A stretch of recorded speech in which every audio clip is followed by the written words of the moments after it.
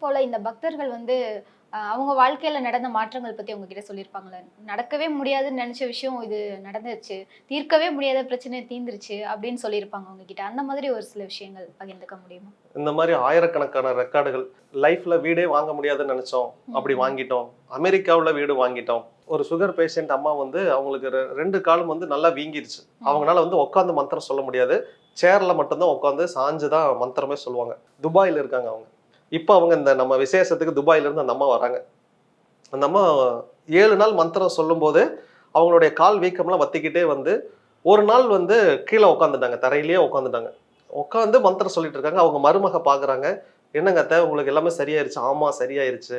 இந்த மந்திரம் பாரு எவ்வளோ வல்லமையா வேலை செய்யுது" அப்படின்னு சொல்லி, அது எனக்கு ஆச்சரியம். 2வது அவங்க இந்த மாரி அப்பா வந்து ஐசியூல இருந்தாங்க. இந்த மந்திரம் சொன்னோம். நடந்துச்சு. கோமா ஸ்டேஜ்ல இருந்தாங்க. இந்த மந்திரம் சொன்னோம். அவங்க ரெக்கவரி ஆனாங்க. நர்ஸ் சொல்லியிருக்காங்க. ம். இந்த இந்த மாரி ஒரு மந்திரம் இருக்கு. நீங்க சொல்லி பாருங்க. நான் இந்த மாரி கேட்டேன்" அப்படின்னாங்க. ஆனா அந்த நர்ஸுக்கு என்னை பத்தி எதுவுமே தெரியாது. யாரோ ஒருத்தங்க அவங்கள்ட்ட சொல்லியிருக்காங்க. அவங்க அந்த கோமா ஸ்டேஜ்ல இருக்கிறவங்கள்ட்ட சொல்லியிருக்காங்க. அந்த கோமா ஸ்டேஜ்ல இருக்கிறவரு எந்திரிச்சு எனக்கு கால் பண்றாரு.